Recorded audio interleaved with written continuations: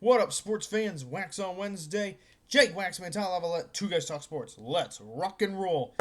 Happy holiday season, sports fans.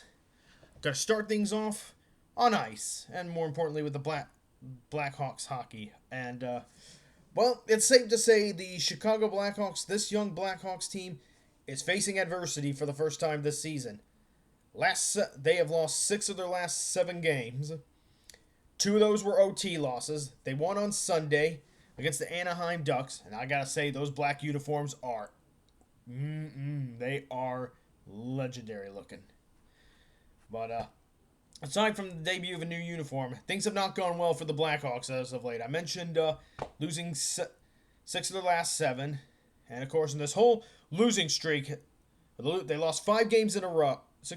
They lost 5 in a row of the 6 of the last 7 that they lost. And this whole losing streak, this 5-game losing streak, it started with that game against the Kraken in which Connor Bedard got hooked on a shooting attempt. No penalty was called, and instead the refs called a penalty on Bedard for mouthing off to the official for just trying to explain that, hey, I got held. So that's where that whole thing started. So how did the Blackhawks find themselves in the losing streak? So for more specific, defense has been struggling, unfortunately. A lot of goals given up. I mean, Spencer Knight's doing the best he can. He's had some rough games too, but I don't put it all on him. And defense has not been as great. The offense continues to be strong. Bedard is still putting up points. He's still putting up goals. Frank Nazar, I think, is still trying to find his way. Frank Nazar, he's been kind of cold since returning to the ice for the Blackhawks. Hopefully he warms up very, very, very soon. But Bedard's been putting up the numbers. He continues to remain red hot. And offense doing solid. The Blackhawks, they are not having any trouble scoring goals. It's just a number of other things. They haven't been able to keep momentum down. Haven't been able to finish games in regulation. And then they get behind the 8 ball a lot. Giving up a lot of goals as of late.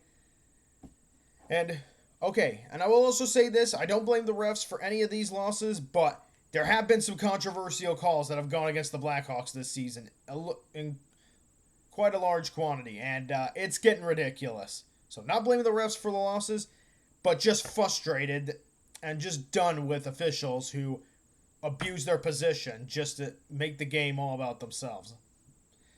But the Blackhawks, hey, adversity for this young team. Just got to get back to the basics, stay calm. As of right now, okay, they were in the playoffs before this losing streak. As of now, they find themselves on the outside looking in. So they just got to, get settled back, get back into your groove, get back to the basics. You got to play good defense. Offense is doing well, but we need more complementary defense. And we got to better protect Spencer Knight and Arvid Soderblom. Or else there'll be a lot more pucks in the back of the net. So, coaching adjustments So, Jeff Blashill, he's got to make some coaching adjustments as well. But, hey, if you're going to have a cold streak, and it's better to have it happen right now than later in the season. So, get it out of the way now. Face the adversity early. And so that way you can learn from it and play a lot better going into the playoffs. And still a lot of hockey to play. So, I'm not too concerned. I do think this Blackhawks team can still make the playoffs. They just, right now, they got some things they got to focus on. More importantly, getting back to the basics. And also, just, play better defense. Skate harder. Come out stronger in games. And you know what? Have better, usually they're a great third period team. Just got to be stronger in the second period. A lot stronger in the second period and stronger in the first period. So, just a number of things that the Blackhawks need to work on going forward to get themselves out of this rut that they've been in. All right, so they did have a 5-game losing streak that was ended against Anaheim on Sunday, and unfortunately they lost in overtime at Vegas and in a shootout. By the way, the Blackhawks, they got to figure those shootouts. All right, got to figure out how to score in those shootouts. Nobody can make a shot in the shootout or score on in the shootouts. Besides Connor Bedard, who had a really gnarly goal in the shootouts and had a really awesome goal against Vegas in the third period. So, Connor Bedard, if there's still plenty to like about this Blackhawks team. Connor Bedard still continuing to do his thing. He's up to 17 goals on the season. Just need to get guys like Nazar back in, Frank Nazar, just need to get him back into his rhythm and make some adjustments on defense, and play better hockey.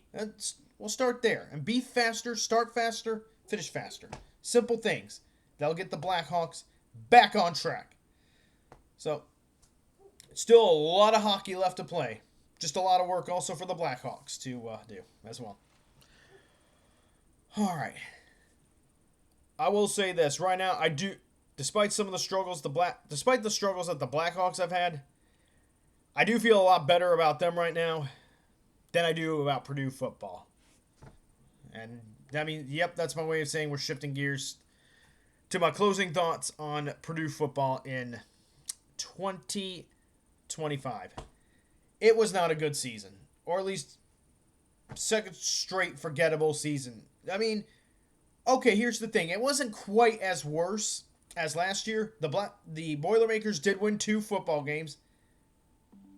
And of course, they did win 1 less than what I thought they were going to win. They did win 2 more than they did last year. In some of these games they were much more competitive than in others last year. Last season there was like only 2 or 3 games where they were competitive, but in other games they were much more competitive and showed a lot more fight and resilience. But unfortunately, that's really not saying much. It's really not covering the last 3 seasons. Purdue football has won just 7 games. And the last 2 seasons, just 3 wins. And for the second straight year, the Purdue Boilermakers failed to win a conference game. Not acceptable. Yes, they did get 2 wins this year, but both of those wins came against non-conference opponents. And none of the wins came against a Power 4 opponent. Okay, here's the thing. Admittedly, I'm not quite 100% sold on Barry Odom. All right, there were some times where I thought this season where he could have done a better job coaching the team and keeping them composed. Now, with that being said, I am willing to give him all the time he needs. I'm going to try and do the very best I can to be as patient with Barry Odom as possible, because this whole situation that he has inherited is just one ginormous black hole. That's right. Purdue football as of right now is just one ginormous black hole. I don't know if anyone's going to be able to get... It's hard to say whether or not anyone's going to be able to get the football program out of this this hole that they are in. Because pretty much what Barry Odom's trying to do is dig a hole and dig Purdue football out of the hole that the athletic department dug when they hired Ryan Walters. Look, and Walters, glad to see he's doing well as a defensive coordinator at Washington. He was just not ready for this kind of job. He needed to go to like a MAC school to start things off before he took on a job such as Purdue. Purdue needed a more experienced, like Barry Odom would have been a better hire back 2 years ago than Ryan Walters, because he was more experienced in that regard. In terms of running a program, of course. But with that being said, it's hard to find a lot of positives with this Purdue football program. Of course, I can go on about how both their rivals in Illinois and Indiana just pretty much kicked the crap out of Purdue football. I could go on about a lot of different things. I could go on about how there's hard to find positives on both offense and defense. Like, right now, this football team has no identity on either. And you have to keep in mind, Purdue had to bring in like 58 transfers last season. And it's hard to build chemistry in one season with a whole bunch of new guys. So, but this season, aside from Devin Mockabee, whose career at Purdue sadly ended on a sour note with injuries, with the exception of Devin Mockabee, I'm having a hard time finding guys on this Purdue team who really stand out, who Purdue fans like myself can look forward to watching in the future. So, where does Purdue football go from here? if we're going to rebuild, you got to start with the portal. Purdue's going to have to go super, super hard in the portal.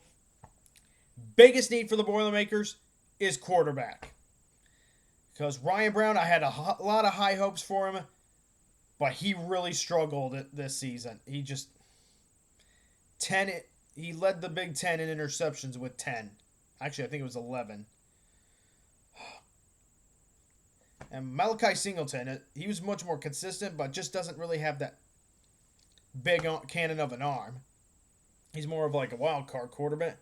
So Purdue is going to need to find somebody who can manage the offense and throw the football, and more importantly, be able to be consistent, throwing the football and manage the offense.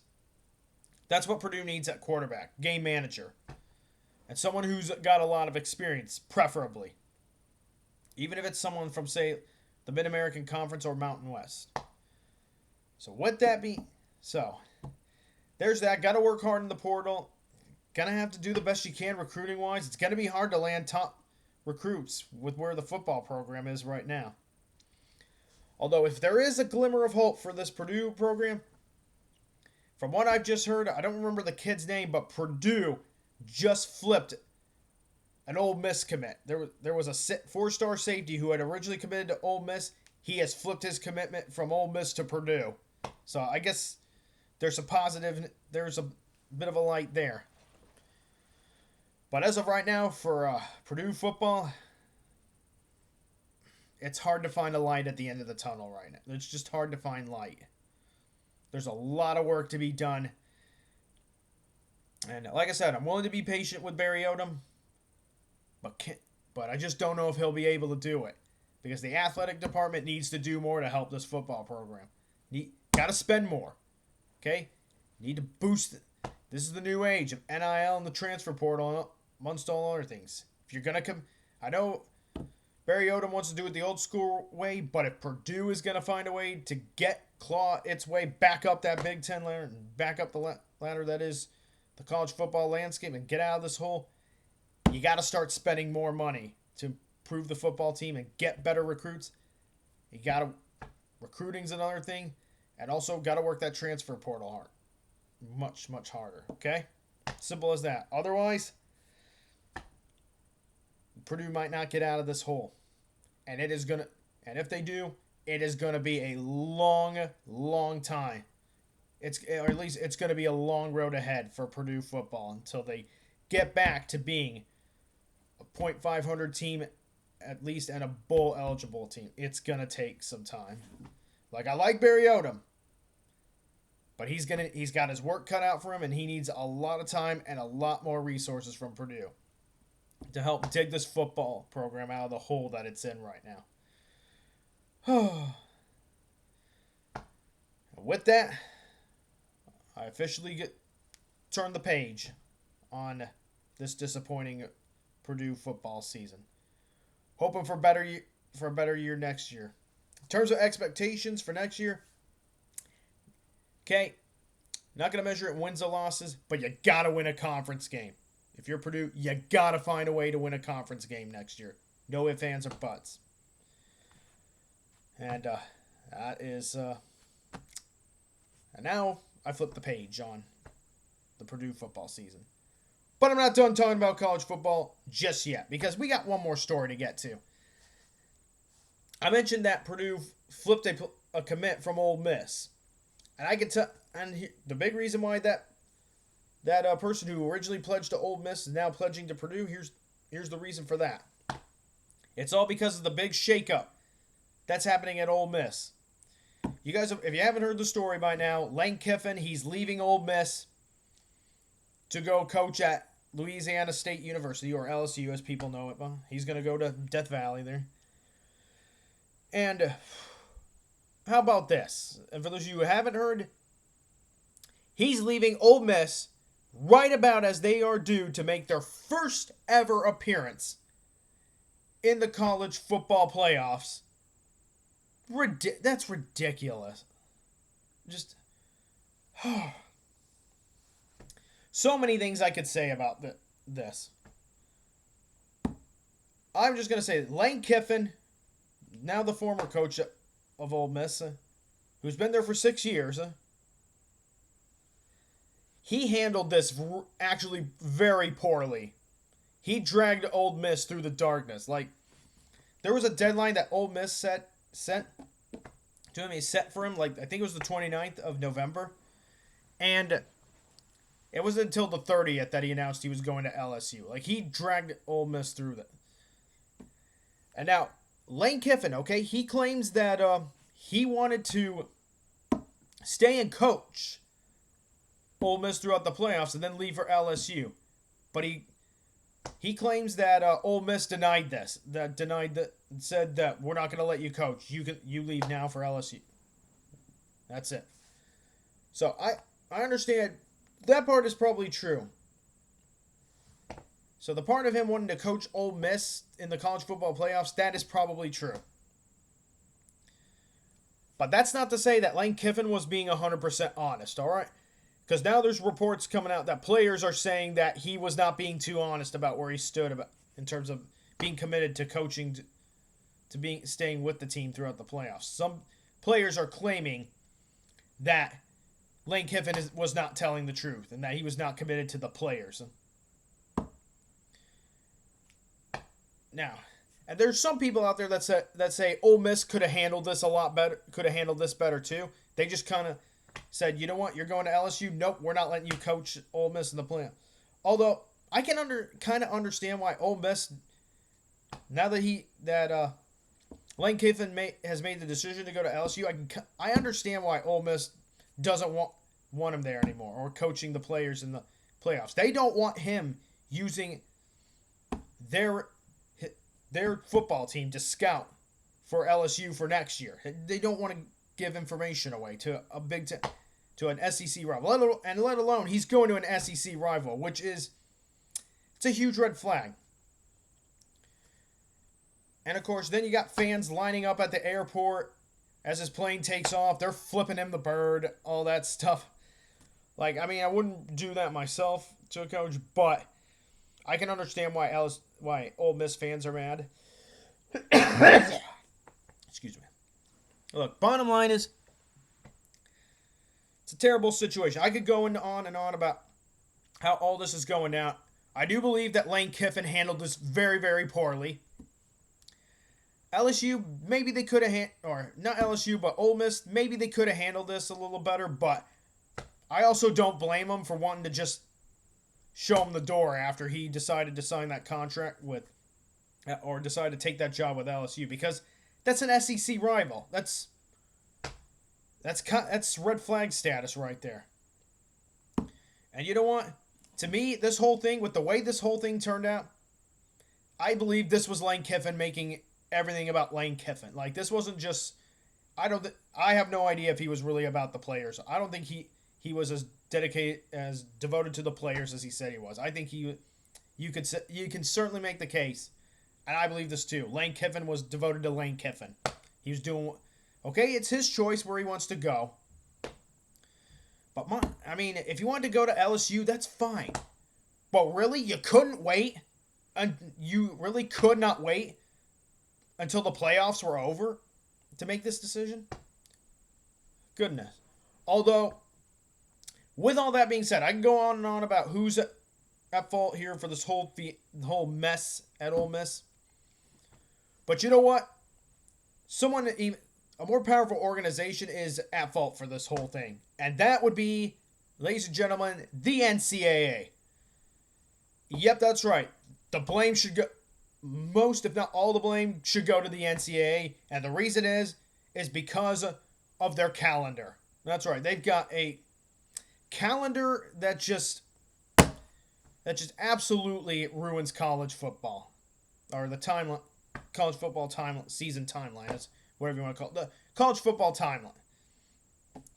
Because nowadays, you don't have to wait until bowl season or the playoffs to hire a head coach. You don't have to wait. And the transfer portal opens up right away after the regular season is over. And, I mean, bigger schools poaching coaches, this is something that happens all the time. But my goodness, Could we be more patient? And you know what? The NCAA is letting this happen. They need to set a better timeline, all right? We need to have a rule in place where coaches cannot be hired. Coaches that are in the college football playoffs or in bowl season cannot be hired until after bowl season, or more importantly, after the college football playoffs. The fact that the NCAA just allows schools like LSU to come in and take Lane Kiffen away from Ole Miss before the playoffs is absurd. Ridiculous. I don't like it. I always thought, the portal and NIL was ruining college football, but there's a third thing, and it's the college football calendar. Like being able to hire a coach and right before the college football playoffs it's stupid. This is not good for college football. So say what you want about what Lane Kiffen did, and you know what I believe that Lane Kiffen made this all about himself. He handled this poorly. But you know what? The NCAA allowed something like this, allowed events like this to happen. They allowed LSU to come in and hire Lane Kiffen right before, or they allowed LSU to poach Lane Kiffen away from Ole Miss before the college football playoffs even started. The NCAA needs to rethink this calendar. No transfer. If I was the NCAA, no transfer portal and no new coaching hires until the playoffs are over. Simple as that. And on one final note, I feel really bad for Ole Miss and their fans. I feel really bad for the football players of Ole Miss, even the ones who are about to transfer and probably follow Lane Kiffen. And by the way, Lane Kiffen, here's another thing you could fault him for. He took his coaching staff with him to LSU. He could have left them. He could have told them, hey, stay at Ole Miss and coach this team through the playoffs. And once their playoff run is over, then come meet me at LSU. He took them with. That's absurd. So now, not only does Ole Miss have to play with an interim coach, I mean, they were just about to make the college football playoffs, and they still will, thanks to their great regular season. But now, we'll see how far they get without their new coach. Everything's going to be different. Or it could be a rally, or it could be something that boosts the... Or maybe this team plays for themselves and not for Lane Kiffen. Who knows? But I feel really bad for Ole Miss. All right? I feel bad for their football fans. I feel bad for the football team, their program, and their boosters. Because I'm one of those guys, because of all this fiasco, all this stuff, all this crap that's unfolded. And you know what? I'm one of those sports fans, especially when it comes to college sports. I love seeing teams that don't have the financial resources, yet they still find ways to compete at the highest level and win a lot of games. And I love it when a coach sticks around and builds a program at a school that's not necessarily known for athletics. I wanted to see Ole Miss become a powerhouse. All right, I'm a fan of that kind of stuff. I'd love to see programs that aren't traditionally powerhouses, whether it's football or basketball, become powerhouses in that sport. And it pains me to say this as a Purdue fan, but Indiana becoming the great college football program that they are right now, and under Curt Cignetti, that is good for college football. Because you'd love to see a guy with that football IQ turn a football program like Indiana that's known for losing and turn them into a powerful program. And that's what I wanted to see Lane Kiffen do at Ole Miss. Turn an Ole Miss team that's sometimes has great seasons into a team that consistently has great seasons and contends for the college football playoffs and maybe even win a national championship down the road. I wanted to see that happen with Ole Miss. Of course, that's not up to me. But he decided that he wanted to go to LSU, which, hey, that's his choice. I respect it. But I really believe that Lane Kiffen could have won it all at Ole Miss. I do believe he could have. I think Ole Miss was really going to put the resources behind him. Now, if you're Ole Miss, you just got to figure out where to go from here and find a good coach that can keep the momentum going and keep that football team winning. It really is too bad. So, overall, these are just my thoughts on the Lane Kiffen ditching Ole Miss for LSU. Again, I wanted to see him stay at Ole Miss and build him into one of the best into a winning program and build a winning culture there at Ole Miss. I think that's great for college football because when we think of college football, you think of the Ohio State, you think of Alabama, you think of Michigan, Notre Dame, programs like that. It's good for college football when a great coach builds up a program that has not been known for 100% excellence, like an Ole Miss. And it's really sad when you see a coach build up a program like an Ole Miss or even a Purdue, and then they just they drag them through a drama-filled 48 hours just to leave for a program that's already spoiled by success. I just want to see those programs that are not spoiled by success rise up and have their shot at glory. That's the kind of college football program I am, and to see it unfolded in Oxford between Lane Kiffen and Ole Miss, unbelievable. And that's where I'll leave this subject. All right, on to this day in sports history. On this day, the 3rd of December, 1988. The 54th Heisman Trophy is awarded to Oklahoma State running back Barry Sanders, and a guy who would make a legend in Detroit with the Lions, of course. All right, sports fans, that's all I got for this week's Waxon Wednesday. Appreciate the support. Me and Tyler greatly appreciate it. Hope you've enjoyed this week's Waxon Wednesday. Feel free to comment down below anything you want to say.